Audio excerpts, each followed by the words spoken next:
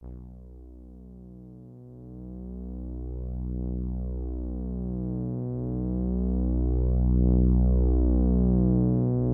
to make it potentially a one-possession game. Up and under Pacey's. That's what they need right there. Force one here. Up to Chin, who throws it down. Minkler, good ball fake, gets to the 10, count it, and the foul.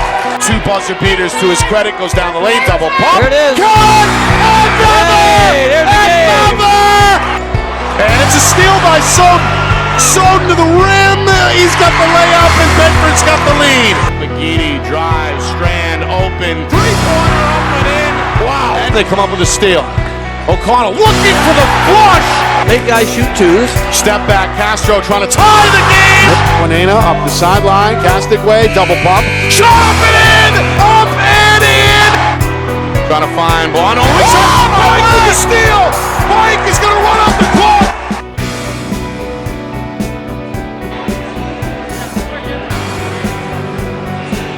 Nikonastis, Justin Gorham with you, getting set for the 2025 NHIAA Boys Basketball Division I State Championship game. Here on Friday nights in New Hampshire, we're broadcasting in conjunction with the NFHS Network. Top seed Bedford in the hunt for their second state championship in 3 seasons. Head coach Frank Moreno guided Bedford to a 15-3 regular season that included a win over Keene a little more than a month ago. The Blackbirds, perhaps the Black Horse of this Division I tournament, the number 6 seed, 13-5. They've won 5 straight, 3 tournament wins. A first-round victory over Londonderry at home, then a last-second road win at Trinity in the quarterfinals. Semifinals, same thing, went down to the wire. But this team, led by head coach Ray Boulay, sneaks out a 61-60 victory over the Portsmouth Clippers to advance to their first state championship game since 1992. Keene hoping this team can bring home this first ever state championship in program history. And there's that motivation we've talked about a couple other games. Sanborn was motivated the same way. Keene's really motivated. They played really well in the beginning of the year. They were at the top of the leaderboard in terms of standings. Kind of faltered a little bit, had a couple games they didn't play very well, and then all of a sudden, boom, they regrouped. And now they're kind of in a groove, so we'll see. We shall see. Absolutely. As we take a look at these teams here warming up, Keene starting to shoot the basketball with ease. That offense, we know, can start slow, but explode, and seemingly Justin gets better as the game goes on. Of course, they've been led all season by one of the best all-around players in New Hampshire. That's the senior Javon Messiah. Well, the Messiah has led them. Right? That's what he's done. He essentially willed his team by himself against Portsmouth. Portsmouth, the way he played in the second half is why they won the game. He took over and made that game something that he said, you know what, fellas, we're not going to lose. We are not going to lose, but if you get behind too early or by too many against this Bedford team, they're going to run away from you. That's the one issue I'm concerned about with Keene. Don't get behind too early, because Bedford likes to push and push and push, and they'll get a lot of points quick. Bulldogs have a lot of guards that can get up and down the floor with the basketball. They also have an advantage inside with senior captain Connor O'Rourke. He's listed at 6'6". He's a rim protector, and lately he's been providing offense for the Bulldogs down low as well. He is a double-double waiting to happen. His footwork has become so much better. He's great around the basket. He's long, and they don't really have anybody on that Keene team right now that matches up with him. He's kind of the X factor. If he plays well and they get the ball inside early, inside out, look out. They're going to have to double and do a lot of different things to stop him to win the game. Yeah. What are some other things that we look for here quickly before we send things over to the public address announcer? I know both teams similar in a lot of ways, but what are some of the differences that may decide this game? Well, mixing it up defensively. You know, Bedford played a little bit of zone the other day, a little bit of man. They tend to like to mix it up. Their zone is pretty good. Yeah. And when you have a big man in the middle like Connor O'Rourke, that's a great guy to have with his arms out wide, and it's really tough to make interior passes. Keene might have to do some different things in terms of pressing, trapping, find ways to get the ball out of the guard's hands And also, they haven't really been here. Bedford has. The nerve battle is going to be won right now early by Bedford. But that doesn't mean that early on we're not going to see some first quarter jitters, which I've talked about all through the playoffs. That's a real thing until you see the ball go in a couple times. Yeah. A packed house, as expected here at the Lund Home Gymnasium on the campus of the University of New Hampshire. This has been an annual event going back decades.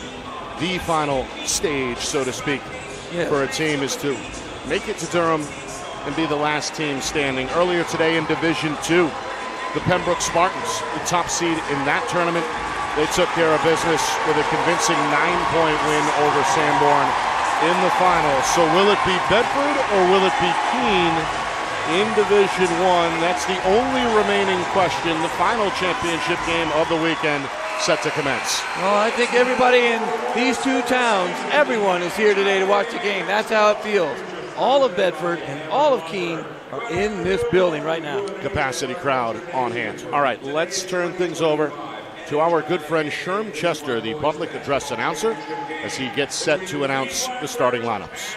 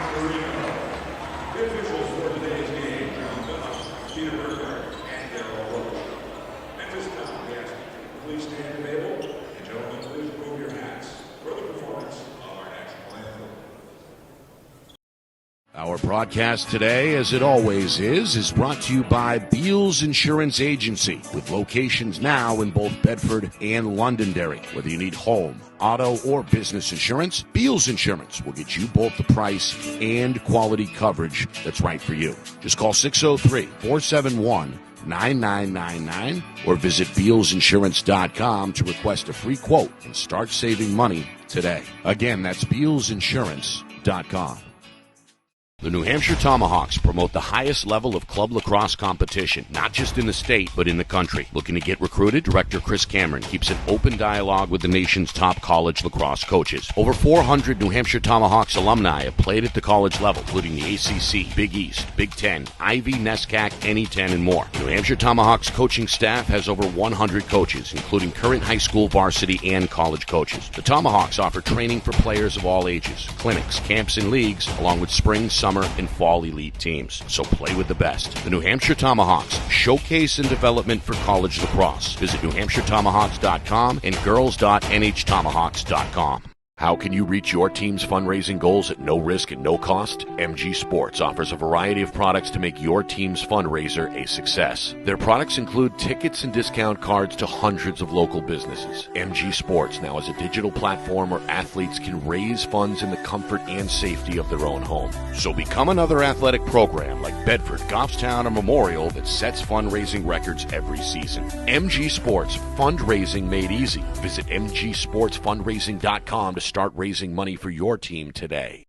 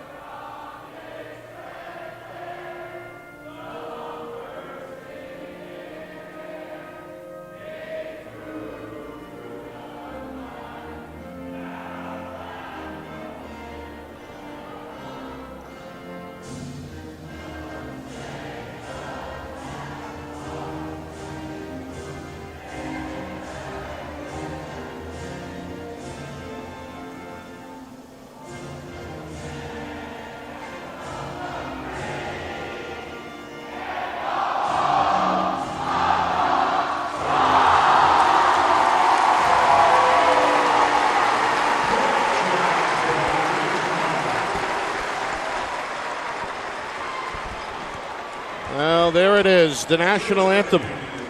Sung with a little bit of help from the Bedford student section. A little off key there, but a little more practice may tune that up. We've got the anthem, yeah. A segregated crowd as expected. The Blackbirds, it drove all the way across the state.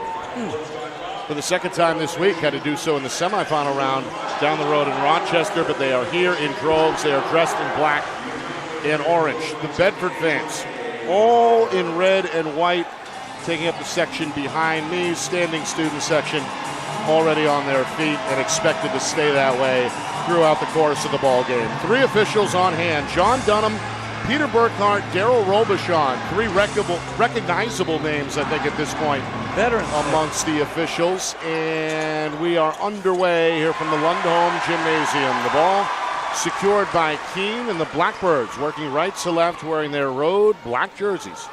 Look to strike first here in this 2025 Division I state championship game. Here's Alex Holmes inside, going to score on a beautiful finish, able to dip that left shoulder and bank it with the right hand. Yeah, he kind of held the ball, hesitated a little bit so that Connor couldn't get his hand up to block it. It was a great cut as well, by the way, and a really good entry pass into the paint. Seems like Holmes has taken on a bigger role as the season has gone on. Came off the bench for most of the year. Meanwhile, this one is a contested runner for Logan O'Connell. Tough shot. Nobody's surprised he's looked to come out aggressive as he goes to the basket there to tie the game at 2, minute gone by. And now Keene's second trip.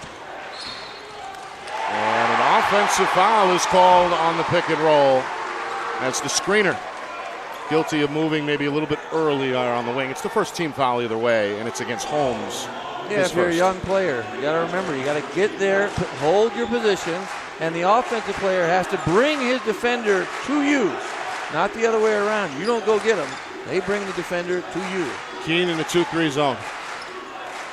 Coach Boulay dressed in all black, the black suit, the black tie, the black undershirt, trying to command this defense in real time from the Keene sideline. Meanwhile, long to no offensive rebound. Ellsmore to the ground, and a travel is called. And every time you fall down, it's a travel. So that turnover, just because he good rebound, really good rebound. I don't know what the issue is, but really good rebound. Meanwhile, a delay in the action. Peter Burkhart, Daryl Robichon get a chat. 2 of the 3 officials. The stoppage occurring here 1 minute 29 seconds into the first quarter. I'm not sure what the discussion was about. I think we have to have one more little chat.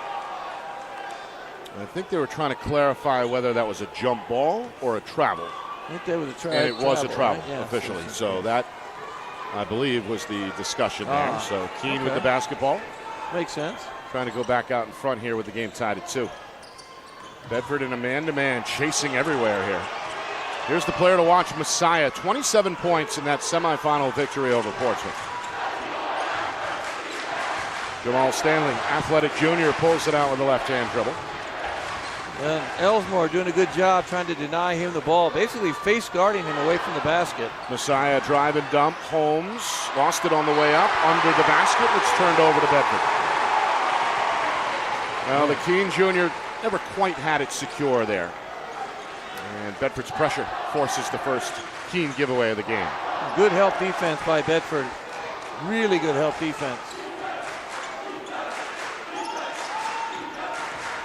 Another zone look for Keene. This may be a 3-2. Yeah, it started out almost looked like a 1-4. I've never seen a 1-4. O'Rourke inside. Able to rise above the defense. Finish with the left hand. First 2 for the 6'6 senior. And that left hand is tough to stop. Bedford's first lead on the board. It won't, or it will survive this trip. Thought that was going to drop for Stanley. Instead, a rebound O'Rourke.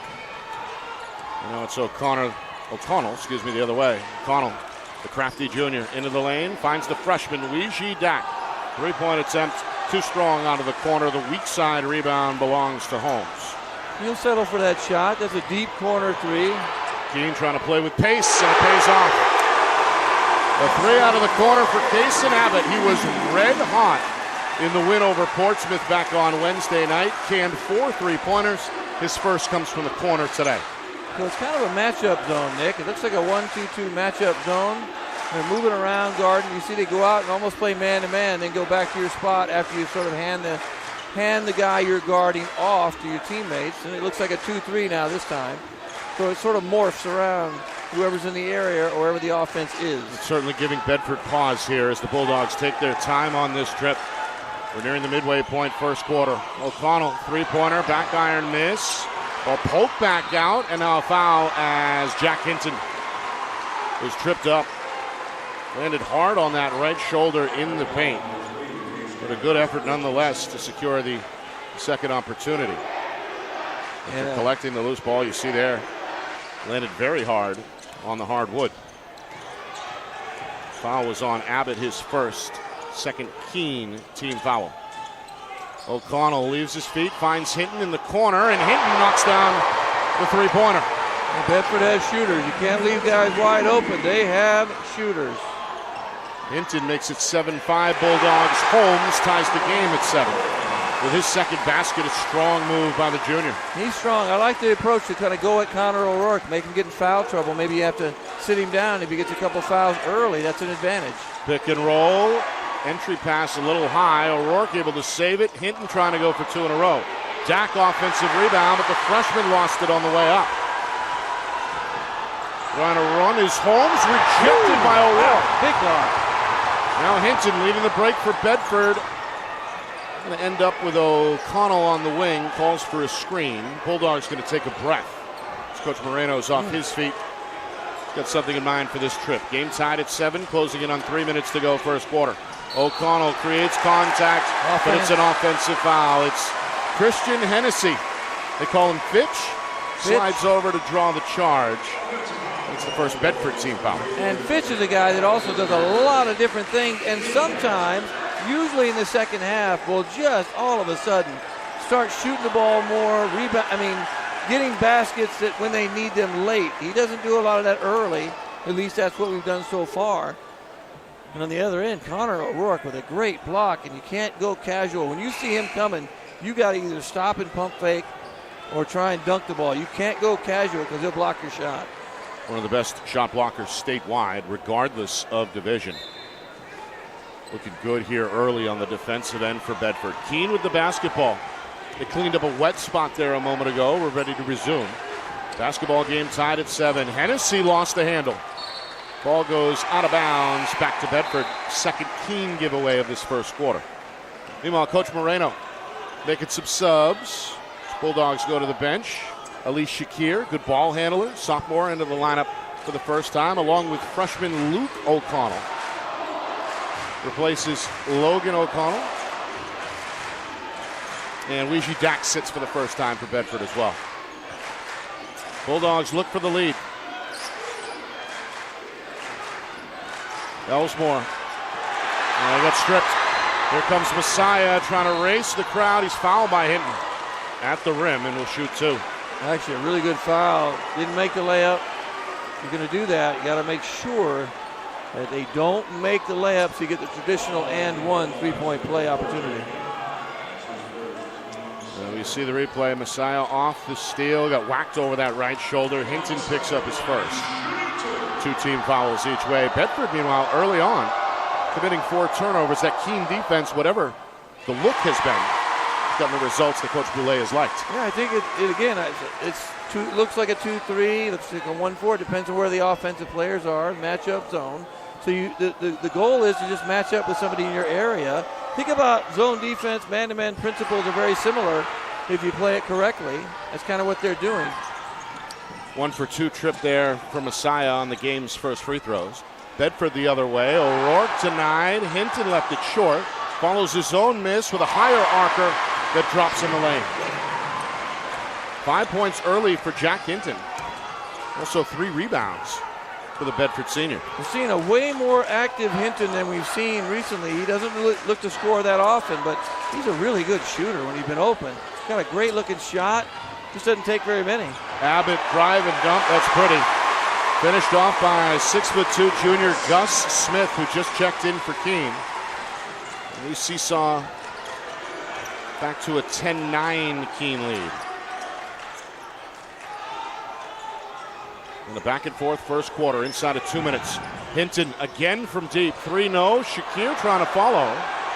Hennessy had it for a moment. Stanley in the mix, and now a jump ball is called. May have been a slippery basketball there. Stanley had it, and Hennessy had it, and nobody could secure it until finally the jump ball was called. Bedford has the possession arrow. Meanwhile, Jack Hinton will sit for the first time. And Bedford turns it over. 2-on-2. A good step-through move by Stanley, but can't convert the layup. Rebound controlled by the freshman Luke O'Connell. His brother Logan is in a crowd. No. O'Rourke follows it up. Count the basket.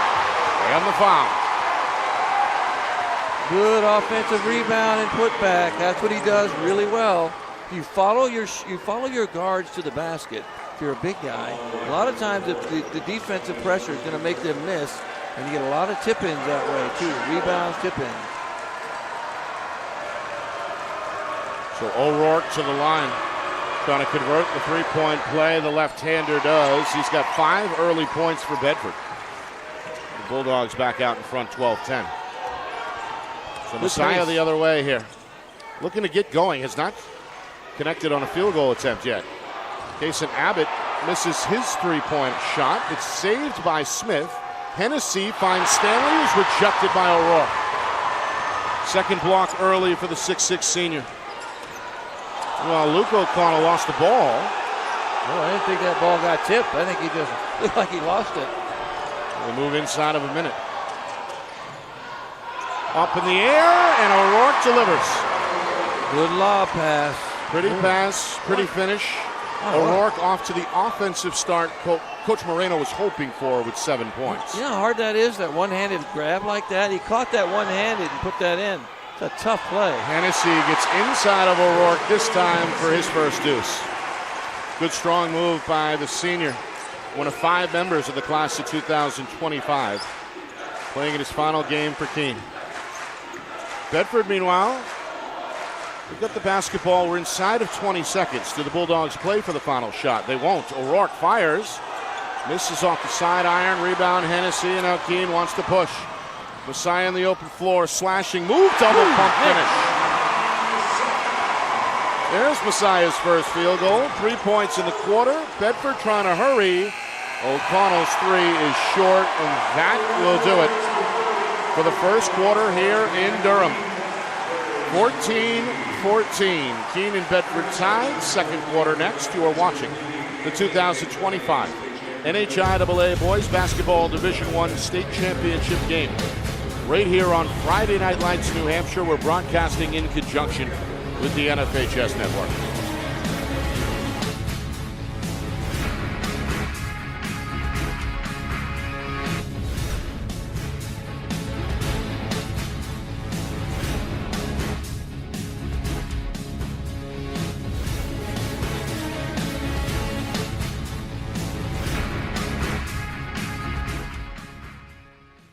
Our broadcast today, as it always is brought to you by Beals Insurance Agency, with locations now in both Bedford and Londonderry. Whether you need home, auto, or business insurance, Beals Insurance will get you both the price and quality coverage that's right for you. Just call 603-471-9999 or visit BealsInsurance.com to request a free quote and start saving money today. Again, that's BealsInsurance.com.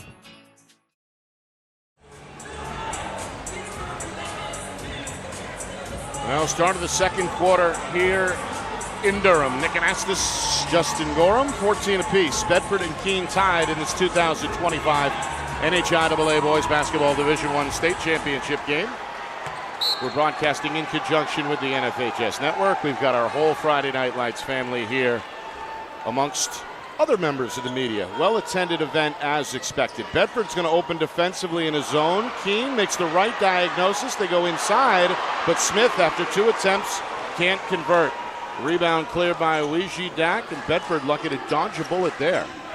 With the game still tied, however, the Bulldogs turn it over. Messiah, 2-on-2, right hand to the rim. Strong move. Dip that shoulder. Push the defender back a little bit. Got an easy 2-footer. Messiah now with 5. And Keene with a 2-point edge, 16-14.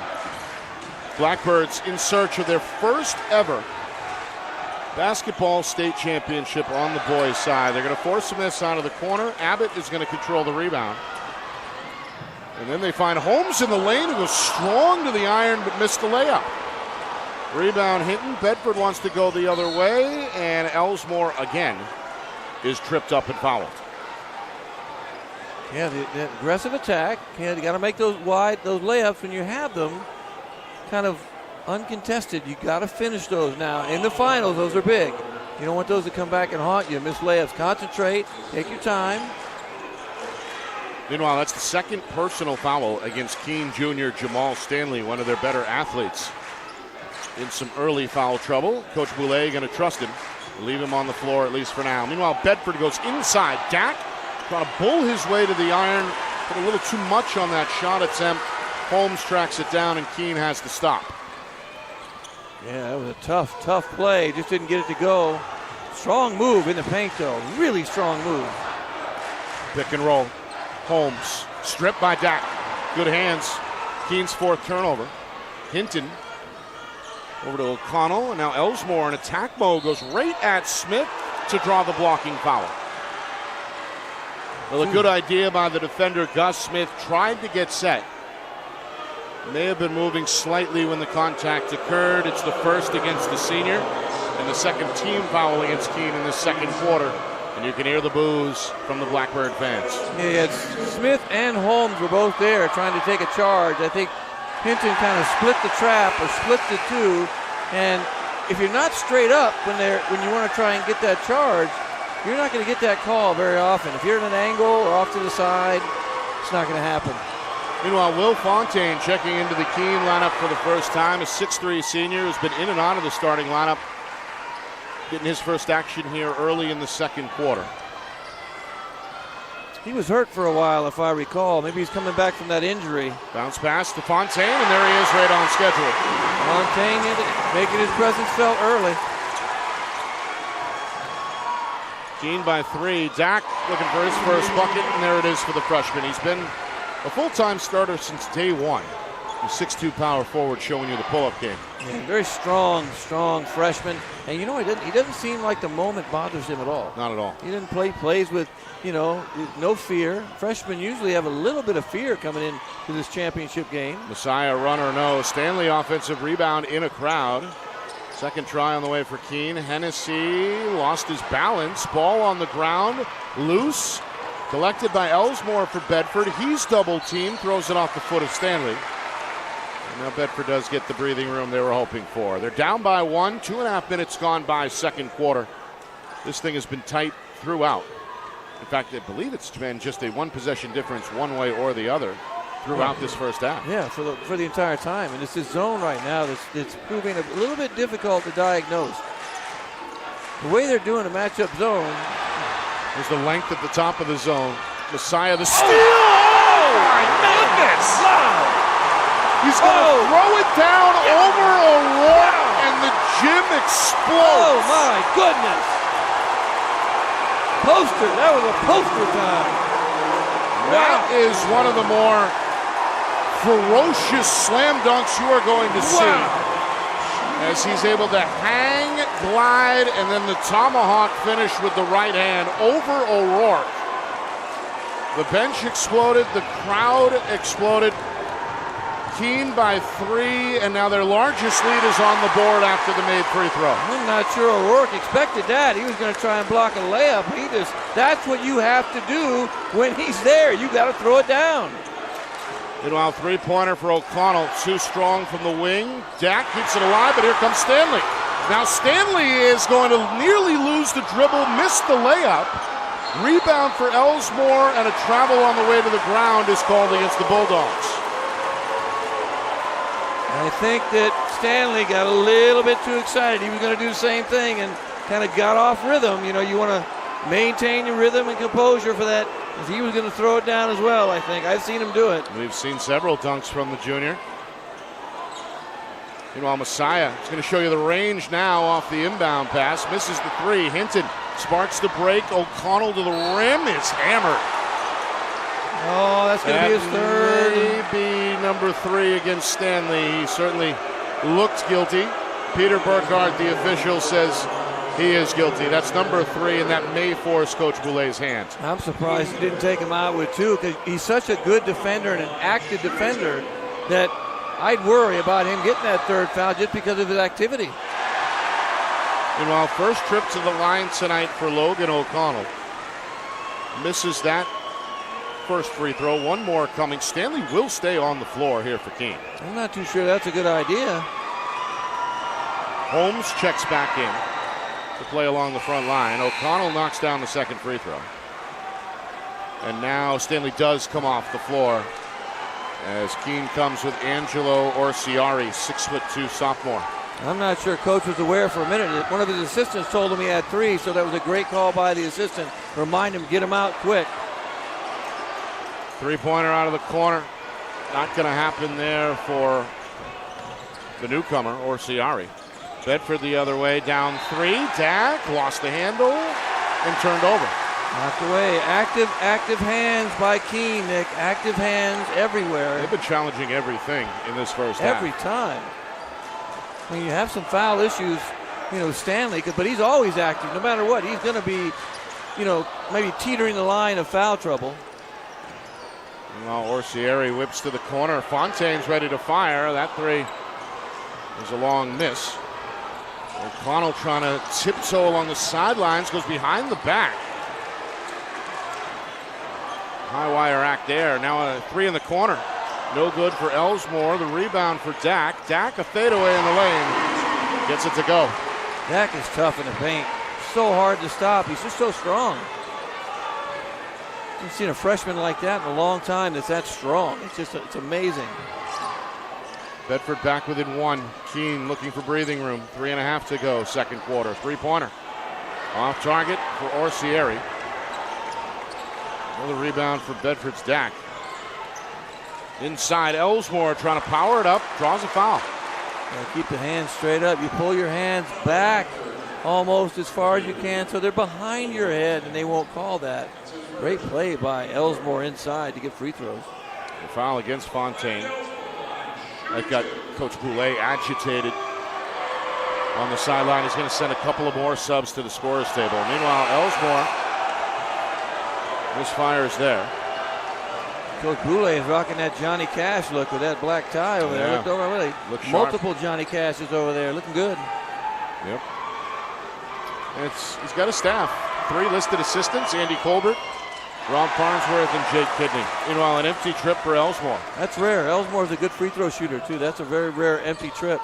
Usually 1 makes them both, or 1 for 2. Doesn't often miss two free throws. Keene is still out in front here. 21-20 as we hit 3 minutes to go, second quarter. Coming up at halftime, stats, highlights, analysis, full recap, and a preview of the second half coming up as well.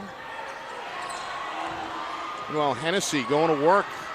Goes over the top of Bedford's Jack May, who just checked in. Tough finish there for Hennessy. Yeah, with Stanley out, Hennessy I think is going to have to step it up and attack the basket and make himself a bit more of a scorer in the first half. He's got 4 points so far. And Shakir in there, when we've seen Shakir come in, he's an energy guy. Trying to go back door. That's broken up and stolen by Orsiari. And then a foul here at midcourt against Shakir. Yeah, it's a tough one. Frustration. The sophomore going to tap himself on the chest and admit guilt after committing his first personal foul, second team foul against Bedford. Turn the ball over. Sometimes you foul right away. A little bit of frustration on that. Did I tell you it's loud in here, by the way? It's loud. It's hot in here as well. Again, hot and loud. A crowd basically reduced to standing room only at this point. Folks overflowing into the lobby. They've got the doors open on the far side of the gym to try and alleviate the hot temperature. Open the doors on the other side to get some flow in here. Coming up on 2 minutes. Hennessy behind the back, sets up Holmes. Is that a 3? It's a miss. A rebound for Smith. And a foul inside against Bedford's Jack May. Good offensive rebound in that battle for positioning down low. Yeah. Gus Smith helping out Keene here. Looked like May had his arm wrapped. Not May. I'm sorry. That was who? Yeah, Smith? Jack May. May? It was Smith for Keene, Jack May Oh, that's right. for Okay. Bedford. Foul is against May. That's his second. Meanwhile, Hennessy finds a man in the corner. Orsieri leaves it short, follows his own miss. Second try perhaps on the way. Holmes trying to drop it inside. Dak bats it loose, and now a jump ball is called. I think we might have a foul, Nick. We have a foul. It's a foul against Keene. Yes, Orsieri calling for the reach. So that is team foul number 5, which means we are going to walk to the other end of the floor for some Weegie Dak free throws. And Dak with another rebound, too.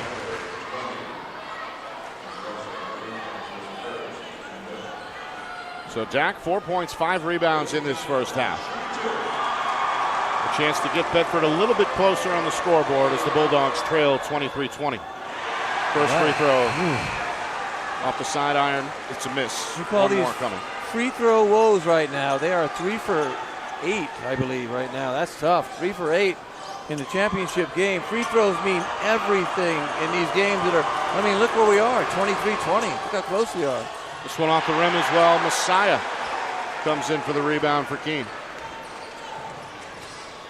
Messiah, been fun to watch in this first half. 6 points, including that high slamming throwdown moments ago. This one tipped. Dak's got the board for Bedford. Shakir looking to push. Shakir, bounce pass. O'Rourke blocked from behind by Messiah. And then Smith is fouled in the backcourt. Yeah, good rebound on a good block. Double team real early on O'Rourke on the block. If you look, there's 2 players jumping up. Got it from behind. Right idea. Yep, clean block and then a foul against Bedford in the backcourt. It's going to push the Bulldogs up against the limit with 4 team fouls. So Keene with the ball. We're inside of 90 seconds until halftime. Chance to make it a 2-possession game for the first time. It's been a quick half. I think it's been pretty fast. Bedford zone. Hennessy has to leave his feet to reel that one in overhead. Now Messiah, a couple of dribbles. Leaner, that's short. Dak may have gotten a piece. Smith, follow up, no. This one tipped, and will stay with Keene. Tell you what, Smith coming off the bench. A rebounding machine. Giving them a presence, yeah. Defensively, blocking shots down here on the other end. Rebounding here. Meanwhile, timeout called by Coach Boulay.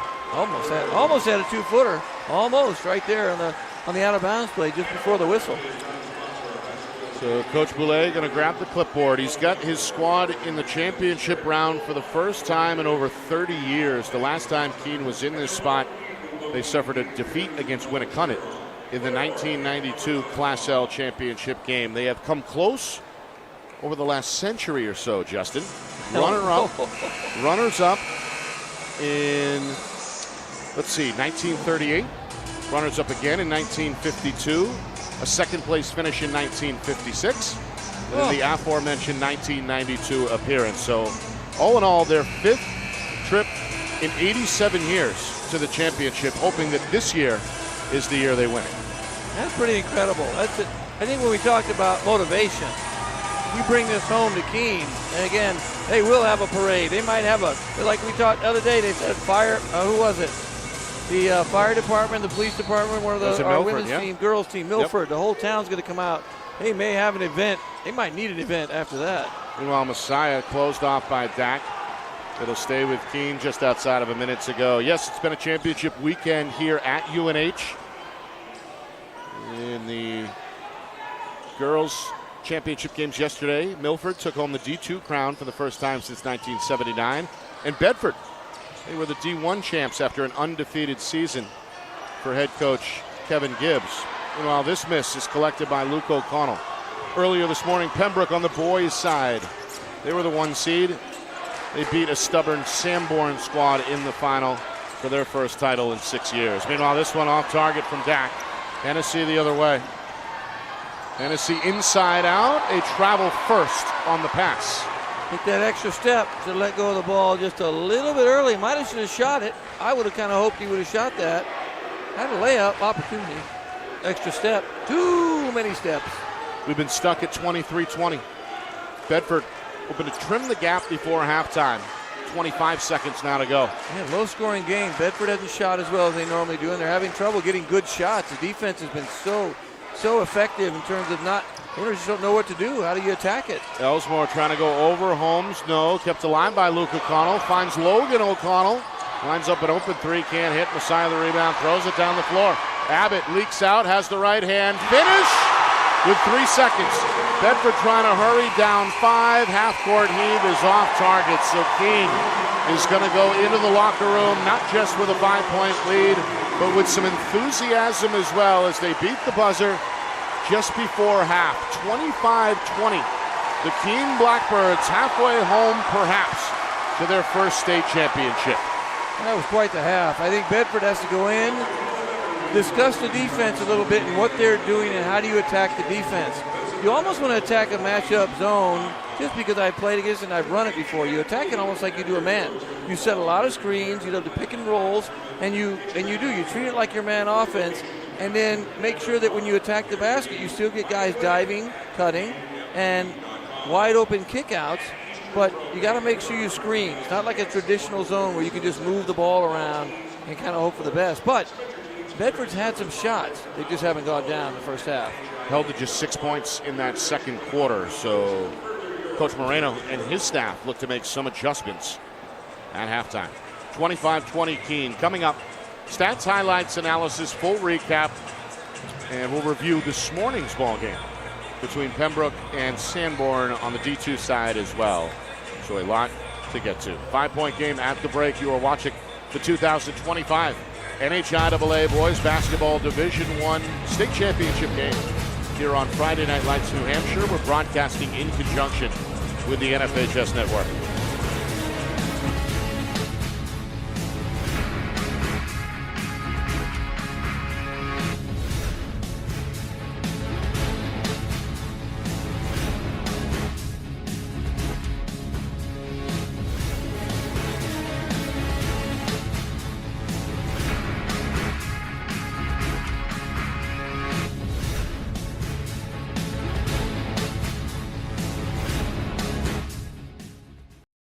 Our broadcast today, as it always is brought to you by Beals Insurance Agency, with locations now in both Bedford and Londonderry. Whether you need home, auto, or business insurance, Beals Insurance will get you both the price and quality coverage that's right for you. Just call 603-471-9999 or visit BealsInsurance.com to request a free quote and start saving money today. Again, that's BealsInsurance.com.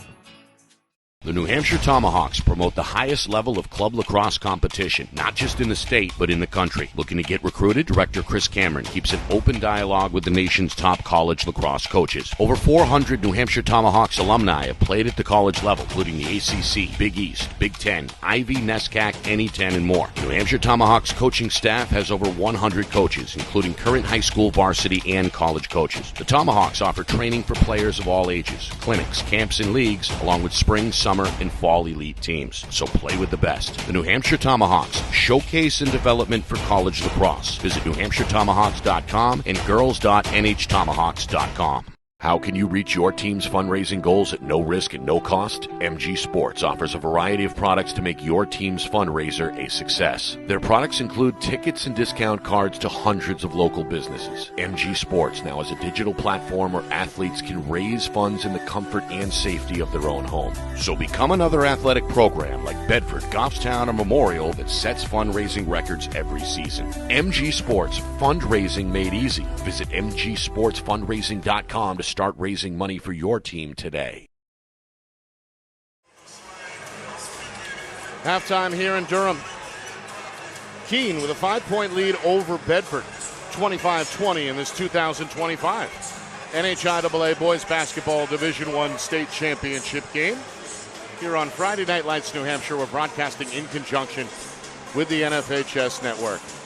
Blackbirds, the number 6 team in this tournament, seeking their first ever state championship in program history. It's a program at least 87 years old. They were led in that first half by their all-state senior, Javon Messiah, 8 points, including a highlight-style tomahawk dunk. Point play. Oh, you're telling me. That was really the high point of that first half for Keene. But the story may be the Blackbird defense, forcing 9 Bedford turnovers. It's been a hard defensive look to diagnose if you're Bedford. Yeah, I'm guessing that was the biggest concern going in the locker room for Coach Marino. And they've seen every kind of defense you can have. They've probably seen box and one. They've probably seen multiple types of zones, 3-2s, 2-3s, different presses. But matchup zones, number one, are hard to teach, and they're hard to run unless you practice it all the time as, team-wise. And you got to get everybody on board to understand what your responsibility is, when you switch, when you don't. And to navigate it offensively, you have to either attack it like you would a man, run a lot of pick and rolls, and set screens so that you get better open looks around the basket. But there's still usually someone in the middle because it is technically a zone. Right. It's just like when you play man-to-man. If you play man-to-man correctly, when the ball is 2 passes away, you should be in the middle of the floor playing essentially zone. Plus, I think Coach Boulay has got the ultimate guy to put at the quote-unquote top of that zone. With the long arms, Javon Messiah, he has caused havoc. Yeah. At least so far through 2 quarters. I don't know what his wingspan is, but it could be really higher long. than 6'4". Yeah, because I stood next to him earlier, and he's about 6'4", 6'5", right. maybe. He's a little bit, maybe bigger than I am, taller than I am. And he did the exact right thing. When you go up against a shot blocker like O'Rourke, and you can dunk the ball, you better dunk the ball because he's going to block your shot if you don't. O'Rourke did have 2 blocks in that first half. He also had a team-high 7 points to go with 3 rebounds. Jack Hinton rather looked good for Bedford in that first half. The senior on his way perhaps to a double-double, 5 points, 5 rebounds. So, Bedford, the top seed in this spot for the second time in 3 seasons, hoping to deliver the second championship in program history under Frank Moreno. They're going to have to do it from behind, trailing by 5. That's the largest margin for either squad. Biggest lead for either team as Keene begins this second half out in front, 25-20. Elsmore banged around, lost the ball, and it's turned over for the 10th time. And see how hard that is when you dribble against that, against a matchup zone. There's always somebody there because you're handing him off. You're guarding him all as far as you can go, and you hand him off to your teammates. So it's a really different kind of defense to battle against. Here's Alex Holmes inside. He was active early on, 4 points in that first quarter. Meanwhile, Messiah trying to go around the guard, drops it to Holmes, elevates, leaves it short. Challenge there by O'Rourke. The rebound goes to Dak. He's now the high man on the glass. The Bedford freshman with 7 rebounds. Meanwhile, a foul here. The old reach around from behind foul. It's a foul against Abbott. It's the first team foul either way, and the second against the junior guard, Kaysen Abbott. Yeah, when you get beat, don't reach like most. That again, that's 9 times out of 10 they call that a foul as well if you don't knock the ball out of bounds. Coach Moreno at the bottom of the Bedford bench, holding up 2 fingers, hoping to score perhaps on the out of bounds play. Going to have to settle for an outlet pass. And now the offense is triggered here. Bedford trying to score first in this second half. Third quarter, about a minute old. Hinton lobs it down low. O'Rourke gathers, thought he was fouled, he missed it. Stanley the rebound. Yeah, big block from behind by Hennessy. My man Fitch. Well, up and under for 2. It's Messiah. He's the first to double figures now with 10. Meanwhile, Dak looks for a quick response. Count that and the foul. The bucket comes in the lane despite the best efforts of the defender Alex Holmes, who is hoping to draw a charge. Instead, it's personal foul number 2 against the Keene junior. That was a really close one. Dak, again, strong move to the basket. These strong move. 2 competing crowds taking turns with the Boo Birds. Oh, yeah. As we heard the Bedford fans upset a moment ago with the lack of a call. The Keene fans wanted a charge. Absolutely. Nobody happy here. 3 officials today. 3 of the state's best have done a great job so far. Oh. John Dunham, Peter Burkhart, and Darryl Robichaud. And you could have called that either way. Every time that happens, everybody gets angry on one side. You can call it either way most of the time. Right. Unless they have our replay on there watching our video live, then they don't know, so you just boo anyway, I guess. Dak converts the 3-point play for Bedford. That's the tough. I think that might be about the toughest call you can make in basketball because you have to watch what happens with 2 players at the exact same time. So I applaud officials when they make that call, and it's the right call. Backdoor intercepted by Hinton. Good heads-up play by the Bedford senior. Able to steal the bounce pass. I love the bounce pass, though, Nick. Right idea. I love that. Just didn't throw it hard enough to get through. High post, Dak catch and face, one dribble, kick out. O'Connell ready to fire. That's a line drive miss. Dak is there on the offensive board. Freshman goes back up, leaves it short. O'Rourke, a third try, will finish the deal. First basket of the second half for O'Rourke. 2 minutes gone, third quarter. Bedford has scored 5 in a row. They're within 2. Messiah trying to quell the mini run. Holmes up top, puts it on the deck, attacks O'Rourke. He's double teamed. Abbott, extra pass. Hennessy drives and lost it on the way up. Hinton ends up with his 6th rebound. Bedford gets the stop they want. A chance for the Bulldogs to tie or take the lead. They want the lead. Hinton for 3. Misses, tries to follow his own miss. Gets to it in the corner, his 7th rebound. Up top, O'Connell. Ball fake, lands, fires a 3 that's short. Collected by Ellsmore, who's fouled on the way up. Right now, Keene's having a hard time getting a rebound and getting stopped. It's Bedford's come out with a vengeance this half, Nick. Just really getting after it on the board. Attacking, rebounding. Well, this is a Bedford team that went to the semifinals a year ago. There's still some veterans on that team that remember the championship win of 2 years ago when they defeated Pinkerton in this spot. And certainly the 4 seniors on this year's club want to go out winners. Landon Ellsmore, the junior, goes 2 for 2 to tie the game. He's got now 3 points. Bedford struggled collectively in that first half from the line, just 3 of 9. Meanwhile, 3-point attempt rattles out for Abbott. The rebound controlled by O'Rourke, and a foul called deep in the backcourt against Alex Holmes. The junior is not happy. The Keene fans are not happy. That's number 3. And quickly, Justin, 4 team fouls already against Keene early in this third quarter. Well, they're frustrated, a little bit frustrated with the effort level that Bedford has brought in the second half. In the beginning, they've just been all over the place, rebounding, offensively attacking the basket, just whatever they can to get themselves back in the game or ahead at this point. Dak going, trying to go over the top. O'Rourke on the follow is fouled under the basket. So the 6'6" Connor O'Rourke, the Bedford captain, a chance to extend this run, which is the longest of the game either way. 7th straight scored by the Bulldogs. Yeah, they have an entirely different type of energy in the second half than they did in the beginning. Free throw attempt around the rim and out for O'Rourke. I do like the way he's been around the basket, more active rebounding-wise this time. First half, he had, I think, 4 rebounds? He's got a couple quick now in the second half. This one's short. Dak again on the glass. Dak now with 9 rebounds. Bedford a second opportunity. Yeah, Dak has been a beast on the glass, first and second half. Keene retreats to a matchup zone that's been the look throughout. Coach Moreno calling for motion from the Bedford sideline. Listen to the communication. You can watch the Keene players will tell their teammates, Cutter coming through, you got him, you go over there, who are you going to go out on? Dak catch and fire 3. A miss out of the corner. O'Connell knocked down on the rebound attempt and fouled by, I believe, Hennessy of Keene. Yep, you are correct, sir. So the offensive rebounding continuing to give Bedford a little bit of an edge here in this third quarter. And that's the one thing we've talked about before with the zone. Even if it's a matchup zone, which is a little bit easier because you still have a man near you to box out, but a zone is just tough to rebound in anyway. O'Connell connects. It's now 2 for 3 at the stripe. Coach Boulay is going to sub for Keene. Hennessy was just hit with his 3rd foul and will sit.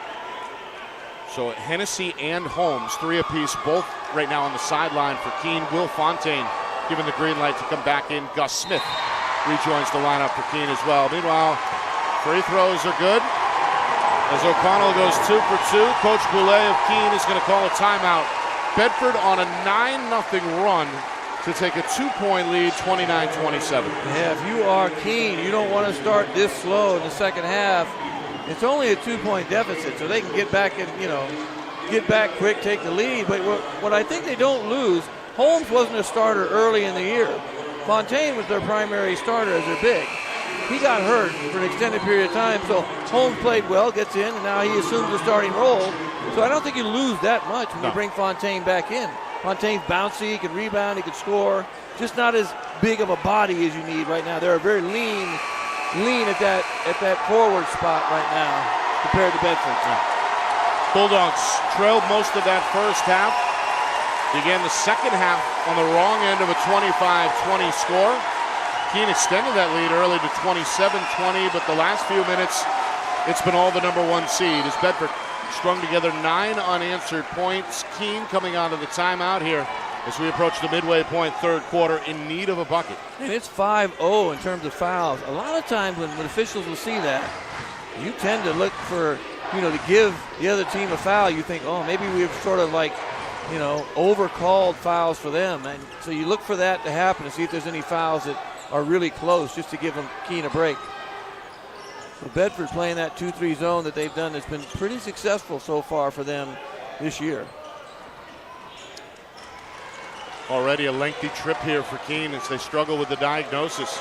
This Bedford zone covering a lot of ground. Yeah, they're doing a good job. You got to catch and shoot. You got to be on your feet ready, be able to catch and shoot. Got a foul here against that foul I talked about. As the crowd not happy on the Bedford sideline. Dak stuck his hand in there. Got a little bit of basketball, but got a piece of the forearm as well as a delayed whistle from official John Dunham. Drew the ire of the Bulldog faithful. So Smith at the line, first of 2 for the right-handed senior, and he knocks it down. That ends Bedford's run at 9 in a row. Yeah, Keene needed to see the ball go in the basket this half at least once to kind of remind you that they can score. Chance to tie the game, missed. Dak is 10th rebound. They've only shot 5 free throws so far in the game to Bedford up to around, 15. Fontaine with the block. Stanley the other way. Doesn't have the numbers. Has the trailer Fontaine. Tough take. That was more the rebound.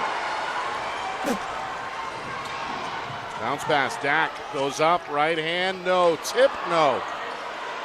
Dak again. And then his pass deflected. Eventually Keene going to settle down with the basketball in the backcourt. Bedford's lead is 1. Blackbirds want the lead back. And it's been a back and forth affair so far. A lot of lead changes in that first half.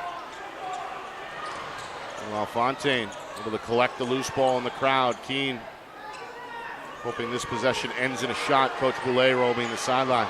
Stanley's got to be ready to shoot the ball. If he's going to be at the wing, he better be ready to shoot the ball. He's passed up 2 or 3, pretty close to the line, 3-pointers early. Trying to drive on Dak. Good defense by the freshman. We'll go right back to Messiah here. See if he can spot up for a 3 in a good spot. Maybe a skip pass occasionally. Inside out now. Stanley will fire the 3 and knocks it down. The patience pays off that time for the Blackbirds. First basket for Jamal Stanley. And Keene is back out in front, 31-29. As we approach 2 minutes remaining third quarter. Ellsmore, an extra step there on a traveling violation. And that's just because of the defense. The defense, he was almost triple teamed at that point, right? Yeah, triple teamed right there underneath the basket. Just went to a double after that and turned the ball over. That defense has been pretty good for Keene so far. Pretty good. Pretty good. Coach Moreno going to call a timeout. It comes on the heels of Coach Boulay's timeout just a moment ago. Since that timeout, Keene has turned it around. 4 unanswered points to go back out in front by 2. 31-29. We talked about the big storylines tonight. Keene looking for their first ever state championship. It's their first trip to the finals since 1992. Bedford, they were champs just 2 years ago, hoping for their second title in 3 seasons, both under head coach Frank Moreno. So one fan base going to leave the gym very happy, one maybe with a long, quiet ride home out in front. But either way, both teams this season have accomplished a lot. Keene already a couple of last-minute tournament wins, 2 one-point victories on the road at Trinity in the quarters. 59-58, they prevailed in the final seconds. Same thing the other night, they held off Portsmouth 61-60. Bedford They earn the only bye as the top seed in this 15-team field. Wire-to-wire win over Wyndham in the quarters. We were there for that one. And then back on Wednesday night, held off Exeter in the final moments. Meanwhile, drive to the rim results in a miss. Stanley offensive rebound. Messiah straightaway three, and there's O'Rourke on the window for Bedford. Good rebound by O'Rourke. Good outlet pass. Bulldogs looking to tie with a two, maybe take the lead with a three. They brought back in Shakir and Luke O'Connell. Inside, Dak thought he was fouled. Loose ball. Abbott on the floor, tied up by Elsmore, and a jump ball called. Well, you see the hustle both ways. First of all, Dak, he gets Fontaine in the air. Fontaine gets ball on the way down. It's a great block from behind, though. That kind of, yeah, you're right. As Messiah's coming down, right? It's a weird looking play. You want to foul because you just think it should be, but he got all ball. A couple of blocks now off the bench for Fontaine. Meanwhile, Abbott up top, spins to his right. He's got Fontaine open, three-pointer. Line drive miss. Weak side offensive rebound for Gus Smith. And a double dribble is going to cost Keene here. That's a rare Blackbird turnover, their 8th of the afternoon. Yeah, I couldn't see deep in the corner if he had what the double dribble play was after a really good rebound. Yeah, it looked like he was trying to gather that first one, but that could be a double dribble too because it all can't tell if it was intentional or not. Final minute, third quarter. Bedford down 2 with the ball. Luke O'Connell, the freshman, 1 of 2 on the floor for Bedford. He's going to pull the trigger. The lefty three is off target. Offensive rebound, Elsmore in a crowd. Power dribble, back up, and a whistle at the iron. Let that on, I think, Fontaine with another. He swings down a lot, quite a bit. When you do that to try and block a shot, you're going to get called for a foul.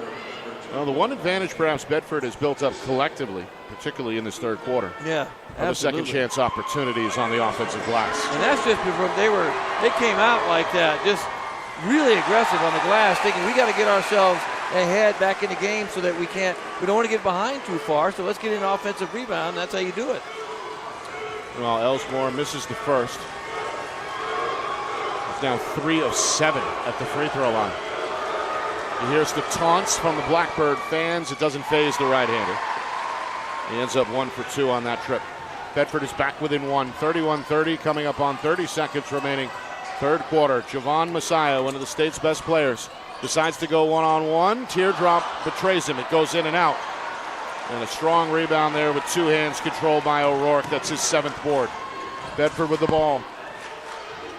Sound like a broken record, but they're trying to retake the lead, and they do here. Nice drive and dump. O'Rourke on the receiving end. He's in double figures now with 11. Bedford up 1. Yeah, you got to step up to help on O'Connell. You know he was going to attack the basket, and he'll put those up. So you double on that, and again, O'Rourke wide open. Keene down to 5 seconds deep. 3 for Messiah. It's good from the wing.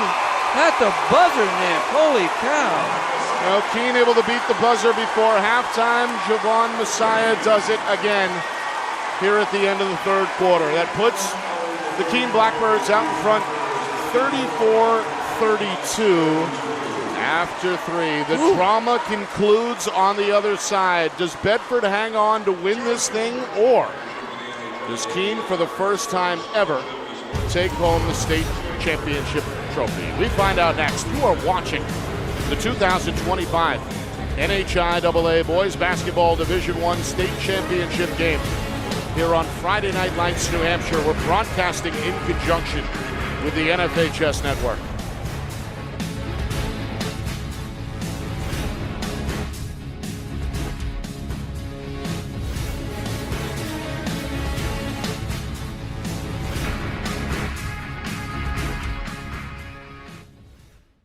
Our broadcast today, as it always is brought to you by Beals Insurance Agency, with locations now in both Bedford and Londonderry. Whether you need home, auto, or business insurance, Beals Insurance will get you both the price and quality coverage that's right for you. Just call 603-471-9999 or visit BealsInsurance.com to request a free quote and start saving money today. Again, that's BealsInsurance.com.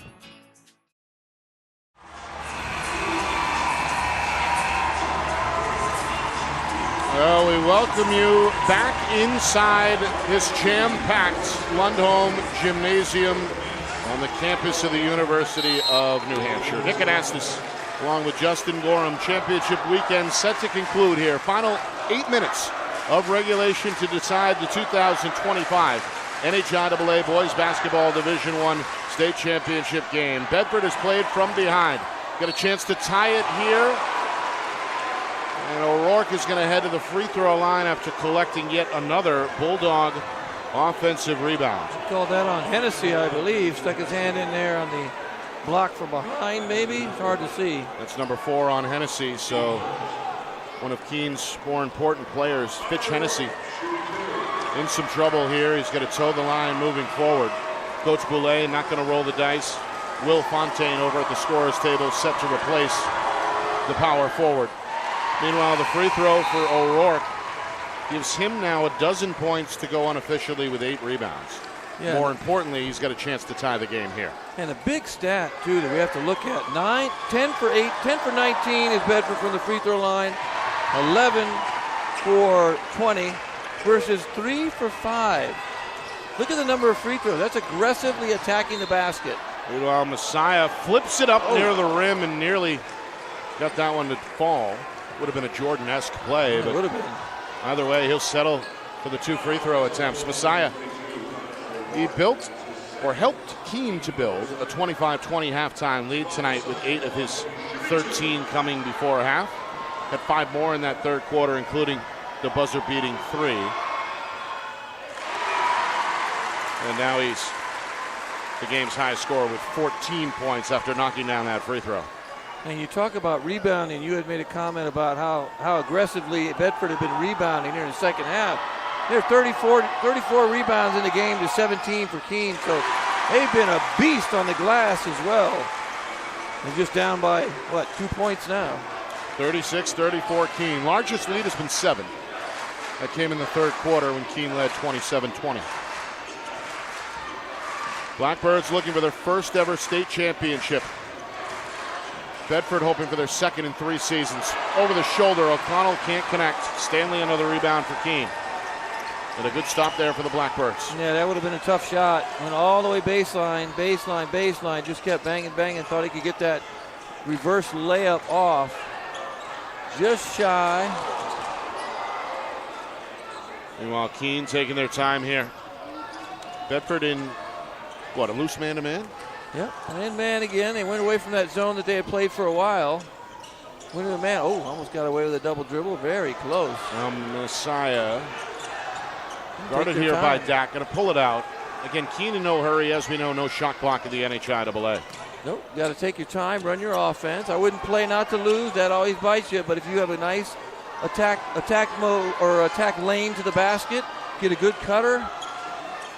You want to take those shots. You just don't want to force anything early. Right now when you're ahead, don't force anything. Very long possession here for Keene. Messiah don't get impatient. Between the circles. Find Fontaine in the corner. He wants to drive. He wants to spin. He elevates and draws a foul. Big bailout. You know what, though?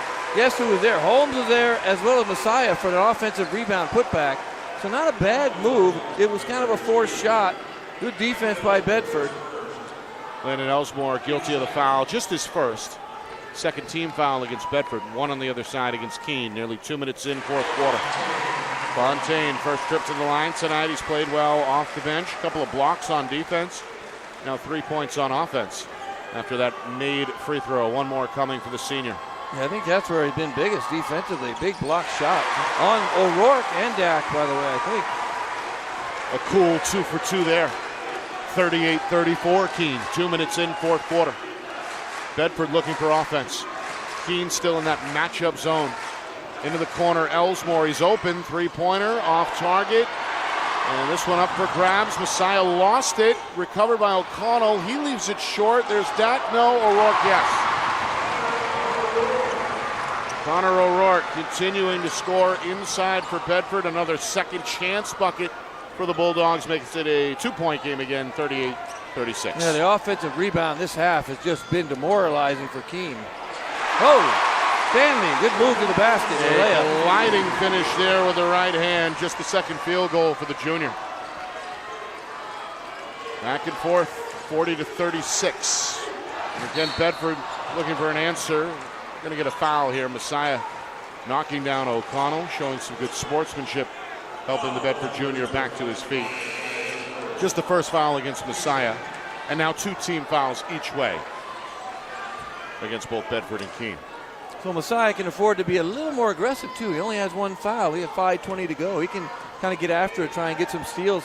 When you turn your back like that O'Connell did on that dribble, that makes you ripe for a steal. So you got to be careful, especially with the zone, because they're trying to trap occasionally and come from behind and get the steal. O'Connell ready to shoot. 3-pointer in and out. Again, Bedford attacking the old glass, and that's going to lead to another foul against Keene. Elsmore on the window again. Well, he's listed at 6'3", Justin, but Elsmore, he rebounds like a 6'5" guy. He does. And I'm not even sure if he is 6'3". I don't think so either. I think that's a gift. He has been playing much larger than his listed height today with 6 rebounds. Been to the line a bunch tonight. Misses there.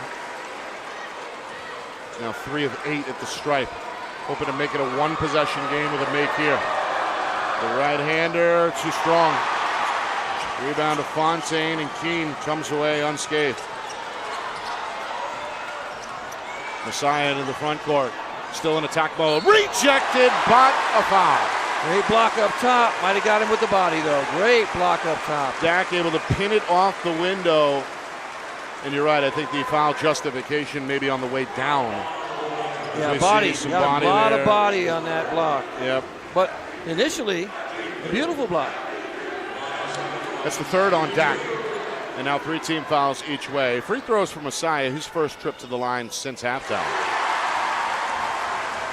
Oh, no, I lied. He just hit 2 a moment ago. That's okay. Overall, how about... I'm getting lost too at quarter it is sometimes.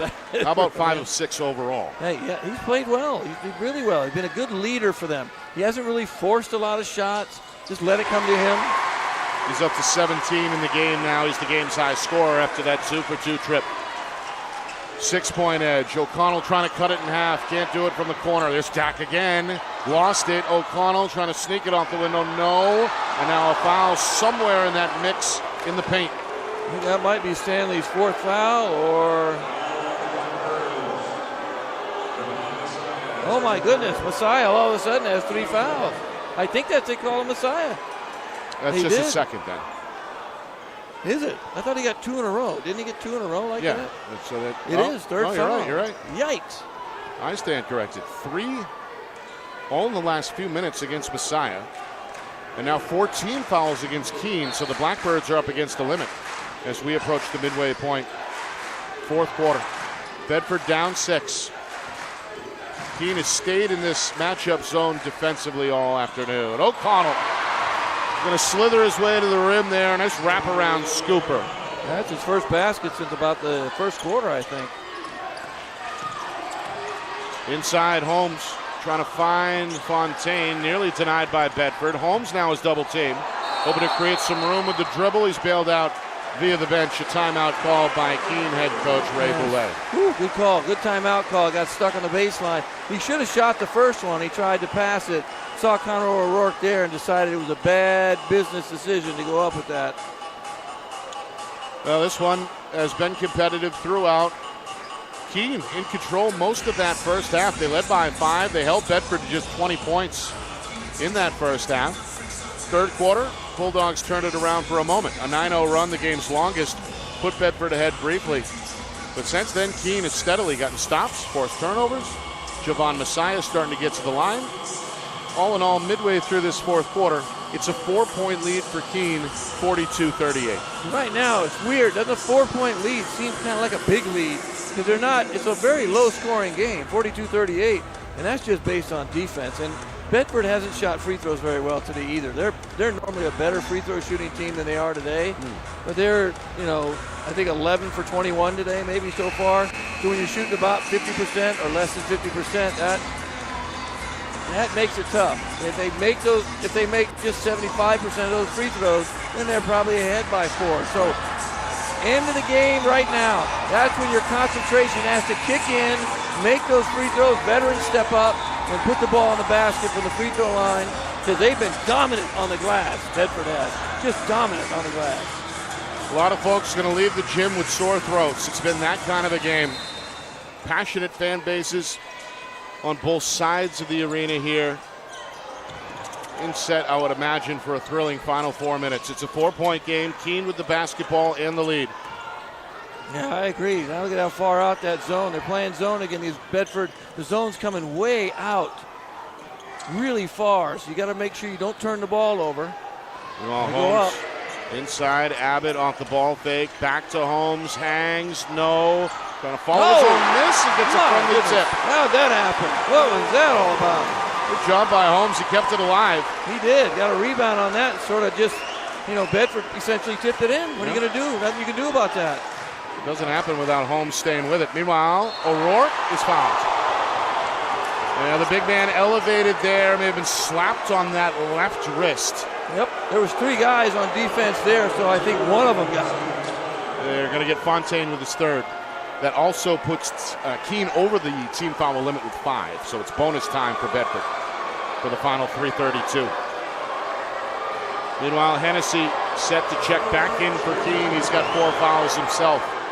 The lefty O'Rourke sees this one roll off the rim, no good. You know what's weird, too, as a player, you probably know, when you see your teammates not shoot free throws well, sometimes you don't shoot free throws well. It's sort of a contagious like free throw virus. You just don't shoot well. Thank goodness for that. Yeah, he corrects himself quickly. He's hit 3 of the last 4. 1 for 2 there. Bedford back within 5. Here's the Bulldog press. Handled well by Keene. Hennessy will settle it back out with a dribble, and now Abbott takes over. Smart decision with a 5-point lead. You don't want to force anything, take bad shots now. We're under 4 minutes to play. At this point, you got to make sure you handle the ball well. Off the crossover to the rim, blocked, no, a foul. Yeah, little arm on that as well, I think. Stanley gets up. So he little block on the arm on that one. Good blow-by move by Stanley. And almost a good recovery there really by close. O'Rourke. He's quick. So, Jamal Stanley, the right-hander, the junior. Saw a mismatch, Nick. Saw a mismatch. That's speed, quickness versus size, and you automatically take that to the basket and take your chances and see if you get a foul. And 6 points now for Stanley. I think, Justin, it's all been in the second half. No, I think you're right. I don't think he scored in the first half. 2 for 2 trip. Keene's lead grows to 7. That's the largest lead either way. Coach Moreno going to pump the brakes with a timeout as Bedford starting to keep one eye on the clock. 3:05 to go. 7-point hill to climb if you're the Bulldogs. And if you're the Bulldogs, too, you don't necessarily need to come down and just shoot threes. The last couple times down, they've shot threes. One from the corner, and they've been fortunate to get offensive rebounds. They need to get baskets any way they can. So the goal would be, they've been getting to the free throw line, is to try and get that and one. Attack the basket, get the and one, or kick out so that they get wide open looks that aren't contested. Right. And come back. You don't need to rush it. 3 minutes is a long time, sure. You know. Meanwhile, Keene, how about the run they've been on? The number 6 seed after a 13-5 finish to the regular season. They host the stubborn Londonderry team in round number 1. They hold off the Lancers 51-43. Then they're at Trinity, one of the premier programs statewide. Pioneers the number 3 seed in this year's tournament. And they win it in the final seconds. In fact, it was Stanley on a putback. With inside of 2 seconds, that was the difference there. And then on a neutral floor, they take on the number 2 seed Portsmouth Clippers. Defeat them by a point, 60-61.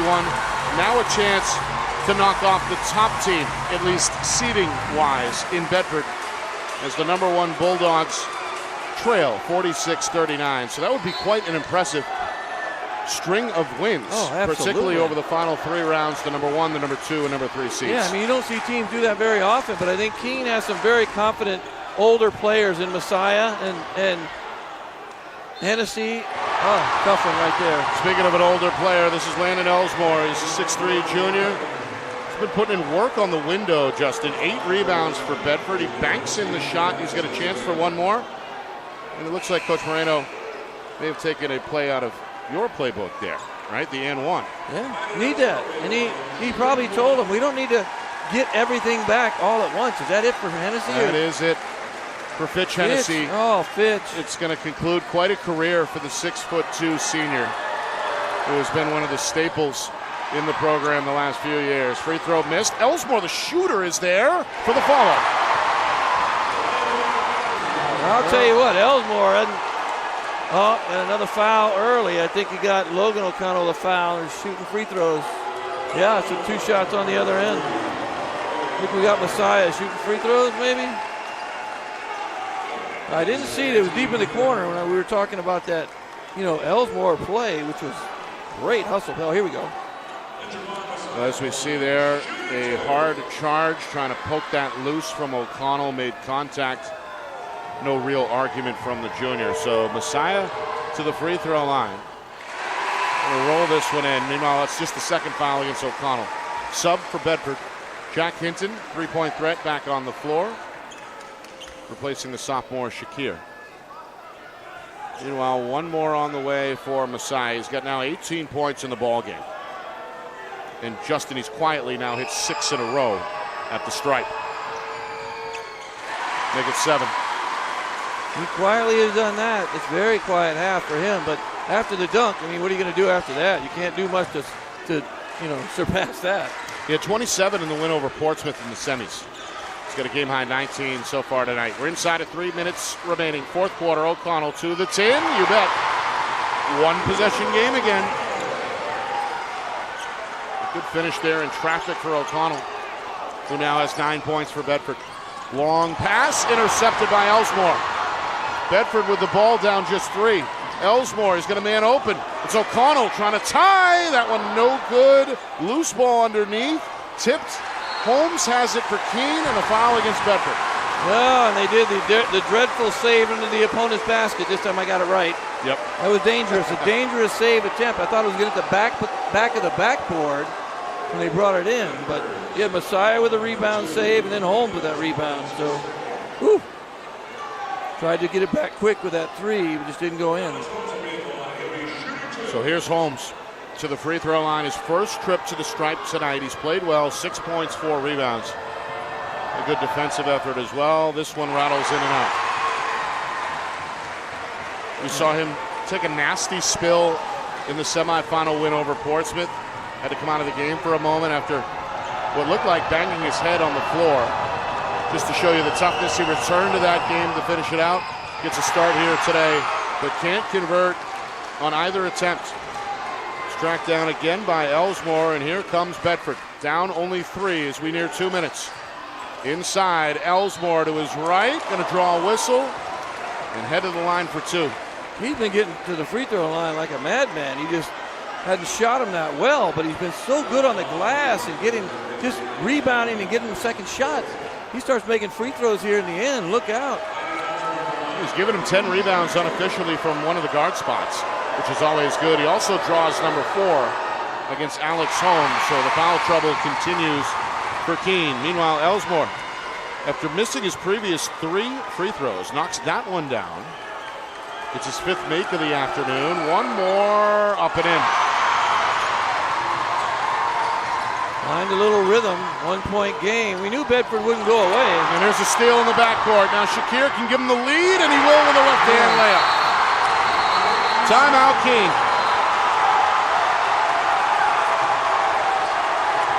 That's got the Bedford faithful. They were down, 5, 7 at one point? 7 was the big lead. Bedford storming back here with a run in the fourth quarter. I believe now 8 unanswered. Yep. Coach Boulay wanting to bump the brakes here. His club looked like they were in the driver's seat. Now behind.